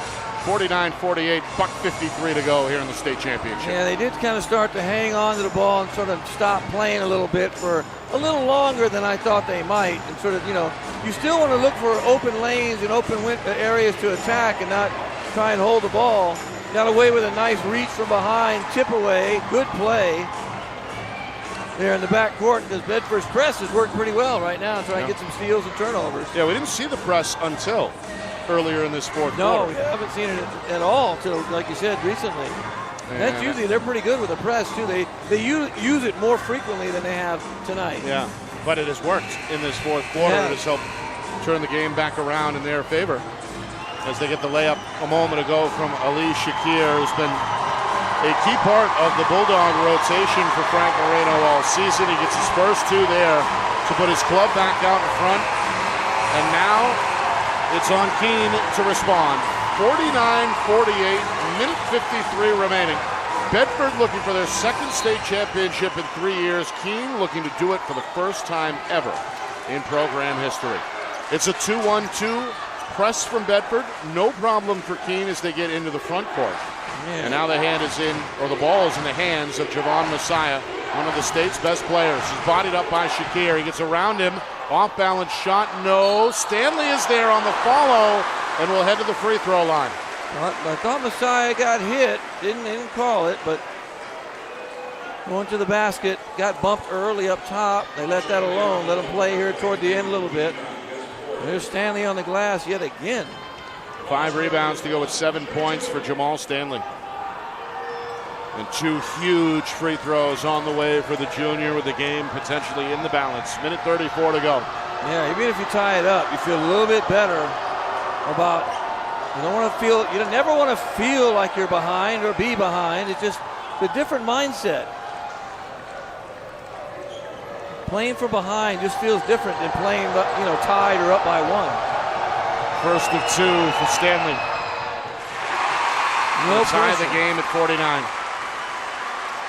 Man, he's so loud, I can barely hear. It's 3 for 3 now. Trying to put his club back in front. Meanwhile, Coach Boulay, a quick word with the superstar Messiah. Stanley does his part. 2 for 2. Keene by 1. 50-49. Final 90 seconds. Bedford with the basketball. Keene in the matchup zone. Bulldogs with all 5 starters on the floor. Coach Moreno watching. Trying to direct from the sideline. O'Connell, pick and roll, leaves it for Elsmore. Pump fake, shot, too strong. O'Rourke, second try, yes sir. Good rebound, big shot, big rebound for O'Rourke. And there's now Double-double the again. Double-double, right, 18 points, 10 rebounds. Keene looking for a response. Stanley inside, Banker, no. Poked out to O'Connell. Inside of a minute, Bedford with the ball in a 1-point lead. O'Rourke is open, rejected. Oh! Blocked from behind by Stanley. Holmes throws it up the floor. Fontaine to the rim, and that almost goes down. But a foul is called against Bedford with just over 45 seconds remaining. The last time Fontaine shot free throws yet? I feel like he did. Fontaine is 2 for 2. 2 for 2. Okay, I thought he did. I missed. So, Fontaine with his club down a point. A former starter, battled injuries this season, has played well off the bench today, but can't hit that free throw. That block by Stanley was just incredible. That came out of nowhere, Nick. And sparked the Keene break. But Fontaine can't convert. Dak has his 16th rebound.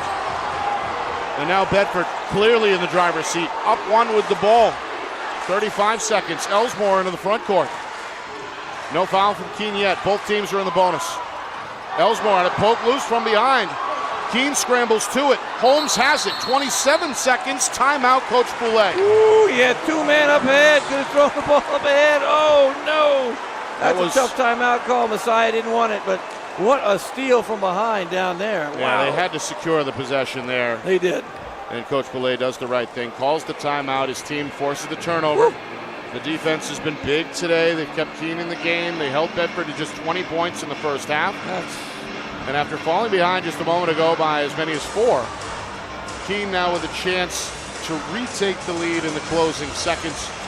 Bedford got to get a stop up 51-50. You do. And they had a chance to make free throws on the last one to take the lead, go 0 for 2, which they haven't really done too often. Haven't gone 0 for 2 early. Keene, they shot free throws fairly well. Not great, but fairly well.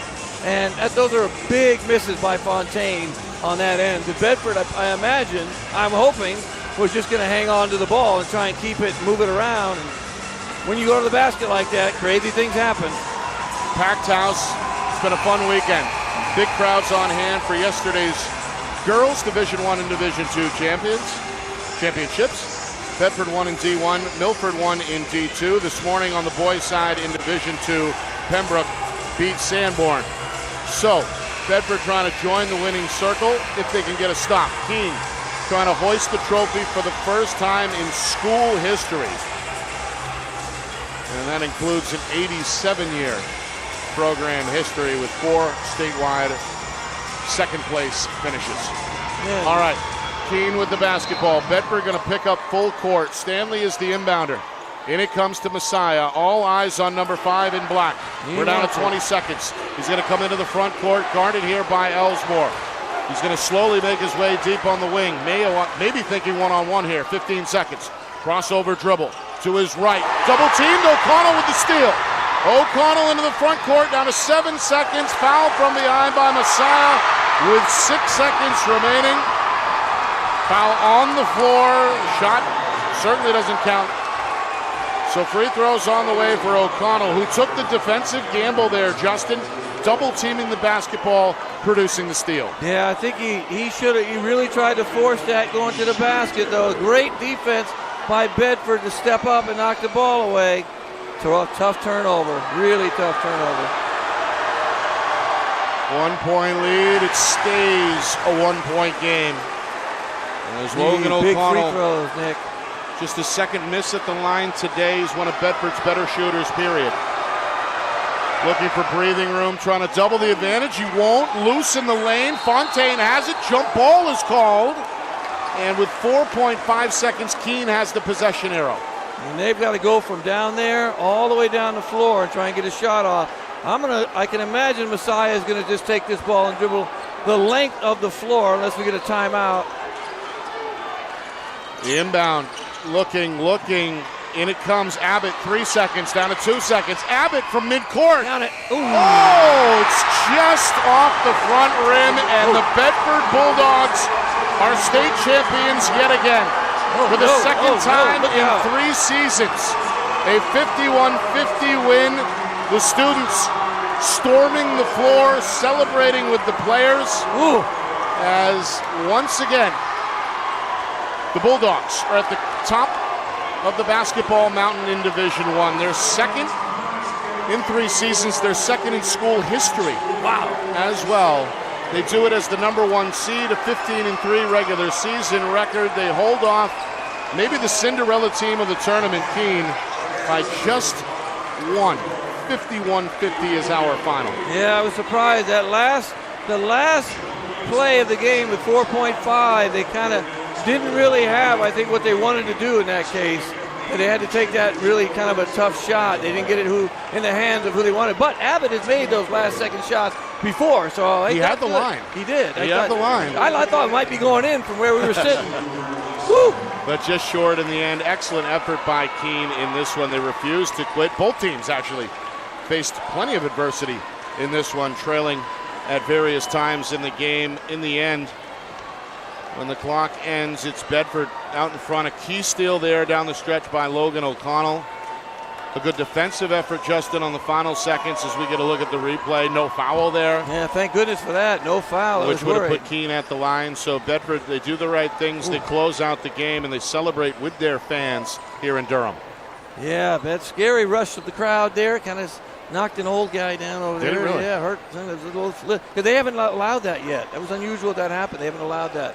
That always scares me. But I'm glad to see that the players are okay. That's what worries me the most. The players are out there celebrating, and everybody kind of, ooh, what a win. What a huge win, though, for them to come back like that after being down that second half. Keene gets ahead and just, wow, that's just great effort by Bedford in the end of the game. And rebounding-wise, they were out of sight rebounding-wise. It's one of those games where it's just tough for the losing team. Somebody has to lose. Yeah. That's the cliche, but in this case, I think you feel a little bit for Keene. Certainly a lot accomplished this season. It was their first trip to the championship round since 1992 when they fell short against Winnacunnet. Coach Boulay is out there with the runner-up plaque. He's about to congratulate his players one by one. But overall, the program, I think, is is in good shape. Oh, I think so too. 13-5 this year. They are going to lose Javon Messiah to graduation. Fitch Hennessy will be missed as well. All in all, 5 seniors are moving on. But with Stanley back, with Kason Abbey coming back, Gus Smith, there's some Holmes, there's some key pieces. Oh yeah, they got definitely key pieces. They'll be unhappy they lose Messiah. You hope he has a 5th year, but I don't think that's going to happen here. But that's just a really good effort. I mean, every game in the playoffs, think about it. How close has every game been? They've been 1-point games, and they've won 1-point games, and this time they just couldn't do it. All in all involved in 3 1-point decisions. Right, that's crazy. That doesn't happen very often. No, they beat, as we highlighted earlier, Trinity in the final seconds in the quarterfinals, victorious by a point over Portsmouth in the semis, and then unfortunately for the Blackbirds on the wrong end of a 1-point score here in the final, 51-50 for Bedford. It was quite the journey. They did lose 3 games in the regular season. Expectations were, at the beginning of the season, not the same necessarily as the last couple of years when they were on the short list, but this team, in Coach Moreno's own words, has overachieved, has surprised the coaching staff in a pleasant way. And then they got out some wins in the tournament to bring home the bacon. As we mentioned, beat a red-hot Wyndham team in that quarterfinal round. That was a wire-to-wire win of 66-59. Exeter, as we know, one of the toughest programs in the state, year in and year out. They outlast the Blue Hawks the other night in the semifinals, 58-55, and then had to do it at times in the 4th quarter. They trailed by 7 with about 3 minutes to go. Coach Moreno called the timeout. Things changed in his team's favor from that point on, and they end up champions once again in 2025. And basically they won that game on the glass. They rebounded their butts off and wouldn't allow Keene to get the rebound, and they wanted second shots and third shots and more free shot and more free throws. The rebounding margin is huge, as is the free throw margin. So they won it based on effort. That was an effort win, especially at the end. A couple big free throws missed by Keene that you hate to see in the end when they could have taken a 1-point lead, but Bedford just would refuse to lose, I think. In this situation, that was a refuse to lose effort at the end of the game. And then second half when they came out, whatever they talked about in the locker room changed their mindset in terms of offensive rebounding and just, how to handle that matchup zone better. Some numbers starting to trickle in here. Still unofficial at this point, but I'd imagine close enough. The game's high scorer is Keene's Javon Messiah. Nobody surprised there. 19 points for the senior in his final effort for Keene. Also pulled in 4 rebounds. Had several assists and several steals as well. Had help on the offensive end from Jamal Stanley. 9 points, all in the second half. Pulled in 5 boards as well.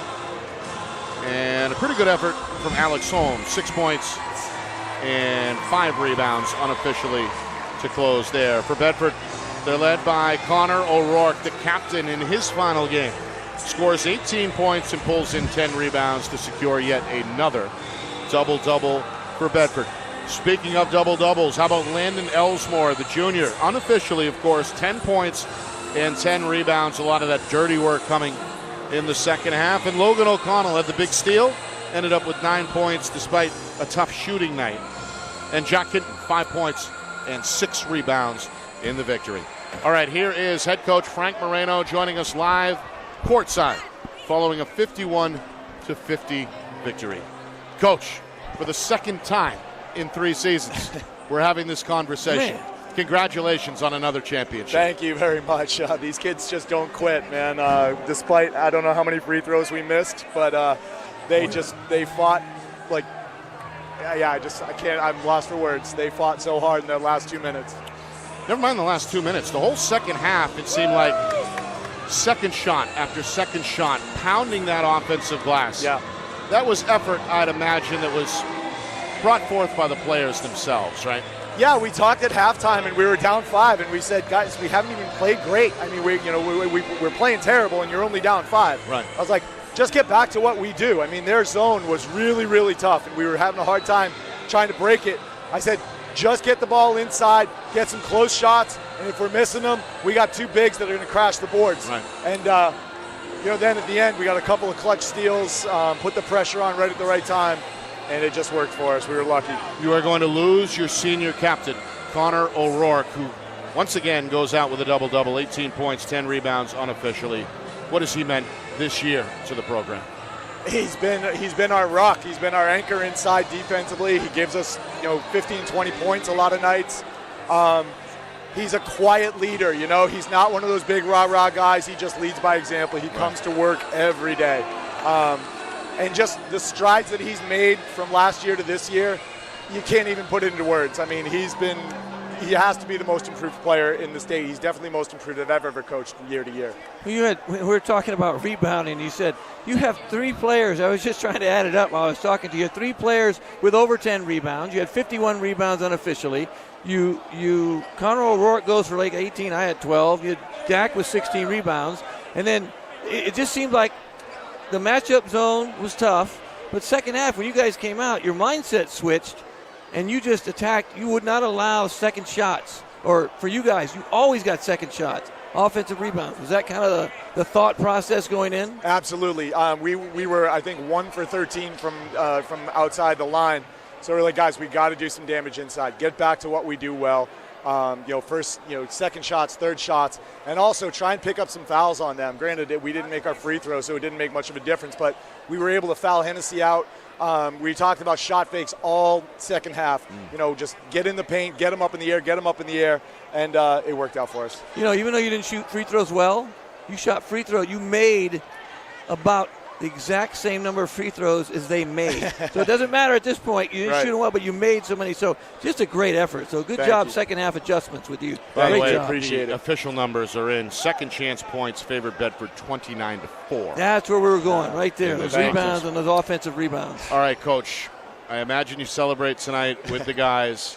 Take a little bit of time to yourself before the off season, but what are some of the things that you can already start to gear towards for next year? Yeah, hopefully they're all back. You're bringing a ton back. Yeah, right? Hopefully they're all back and they're all healthy. We lose Connor, but his younger brother is a beast. He's just he broke his arm in the JV tournament. But we got a bright future ahead of us. I don't know if we can do this again, but we'll be right there in the mix, I think. Whew. Yeah.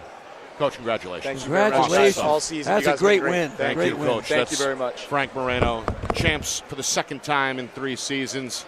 They did it, of course, in 2023 with a win over Pinkerton in the final. Landon Ellsmore, the newest Bedford Bulldog to have a ring. He's a junior, and you had one of your best performances all season tonight. Would you agree with that? Yeah, I would. 100%. Unofficially, 10 points, 10 rebounds. Coach said that you guys played with a little bit of a different energy in that second half. What was the feeling like at halftime, and how did you respond in the third quarter? We definitely felt a little bit down at halftime because we all expect more from ourselves each and every game. We all expect to play together. And coming out of the half, we all just started playing with more emotion and just started playing with each other and playing as a team. Yeah, it certainly showed up on the glass for sure, Justin. Yeah, I noticed, too, when you came out second half, especially you, because we were commenting on your grit in terms of second chance points and offensive rebounds. Yeah. Was that a goal of yours in the second half that you decided, I'm going to just do that and we're going to win? Oh, yeah. My goal every game is to try to get a double-double every single game. It doesn't matter if I score 10 points or 20 points, as long as we get the win. I don't know. As long as we do it as a team, I'm honestly just excited. Well, you willed your team to a win just by being on the glass and being in the right place. That was a great effort on your part. Thank you. Seems like a special group you've got here. What are some of the dynamics in the locker room? We know about O'Rourke. He's kind of the leader by example. Who are some of the vocal leaders? Some of the vocal leaders are me and Logan O'Connell. Not only do we lead by example, but we also lead on the court and off the court. We try to keep everybody in check and try to teach all the younger guys and help them out, whatever they need. And I imagine you guys are pretty tight off the floor as well. Oh, yeah. What's in the cards tonight, celebration-wise, that you can tell us? Gonna have fun with all my brothers. Oh, yeah. As simple as it gets. Oh, yeah. Good stuff. Thank you. Enjoy the victory. Thank you for coming on. Bedford a champ, 51-50 over Keene. That's Landon Ellsmore, the junior guard. We do have the official numbers as well now, Justin. For Nick, Ellsmore, we're very close, man. We're very close. Right in the ballpark as usual. 10 points, 11 rebounds. Connor O'Rourke for Bedford, 18 points, 11 boards. And Weeshi Dak was the high rebounder, 14 rebounds, the most for any player on either team. Dak, the freshman, also finished with 7 points. And as we told you earlier, Messiah, 19 points, the game's high scorer for Keene, Jamal Stanley.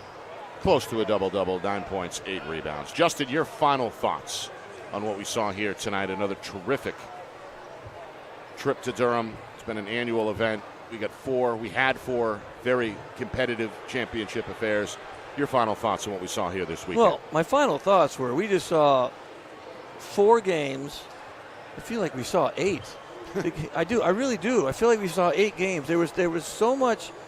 There's so much excitement, so much intensity, and you saw teams play with so much joy. I think you watch all the games. You always feel bad about the teams that lost. I told you you have a daughter, and you see young ladies cry when they lose. You hate that. You hate to see, 18-year-old players lose their last game of their entire high school career. But you also like to see teams who weren't expected necessarily to win a championship at the end come back and win a championship game when they were down 7 with about 3 minutes left in the game. Yeah. So they rallied back because of a great second half, and their effort just was so much better on the glass in that case. And it was just a really fun overall season. We got to see so many teams play. So many good things happened. The referees were great, and I think we need more. So if you want to be a referee, maybe sign up because they need some help. Because they did such a good job. And they take a beating. Very, very well officiated tournament. Oh, I agree. In my opinion. No, I agree. You have 3 officials, and they just take a beating. They take a beating from the crowd. They take a beating from the fans, the players, everybody. So we need more people to kind of jump on that and maybe decide, hey, you know what? Maybe we should officiate because it's a very thankless gig. But I appreciate working with you, Friday Night Lights, John, everybody here. It was just a really great season.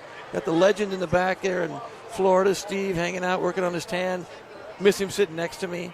But it was just a really fun season overall. The Wizard doing his thing in the back. And it was just great. It was just a great season overall. Matt Beals down in the trench as usual, making up the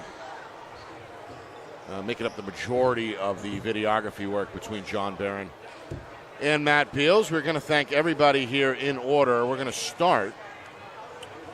Well, why not with the NHIAA? Why not? And director Jeff Collins, who doing a little bit of everything himself this weekend. I saw him sweeping the rows of the stands between games. He was meeting the media outside before the tournament. Yeah, he was everywhere. I saw him everywhere. Did just about everything except maybe sell the popcorn at halftime. I think he brought me a sandwich at one point. Wouldn't surprise me if he did that as well. He's a terrific guy and doing a terrific job with the NHIAA yet again this season. So thanks to Jeff, his right-hand man Dave, and the rest of the NHIAA staff.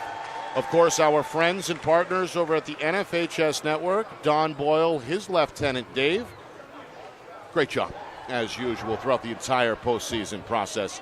We look forward to continuing that relationship in the future. The folks here at UNH, Mike Murphy and his staff, always on point, always making it easy for us to return annually here to Durham, one of our favorite events to cover on the calendar. Mike and his staff, a big reason why we appreciate that. And of course, our crew here at Friday Night Lights, New Hampshire. The best. The dual videographers, John Barron and Matt Beals, putting in some extra work this weekend. Extra special job. We appreciate that. Of course, the whole thing orchestrated flawlessly by the man behind the curtain, the wizard of replay, our director, Ben Beals, back in the Beals Insurance Studios. For executive producer, Steve Beals, down in the Sunshine State, and my partner, Justin Gorham. Another fantastic season, my friend. Absolutely. It was a pleasure. Pleasure indeed. This is mine. Final score, final time, Bedford 51, Keene 50. This has been a presentation of the 2025 NHIAA Boys Basketball Division I State Championship here on Friday Night Lights, New Hampshire, broadcasted in conjunction with the NFHS Network.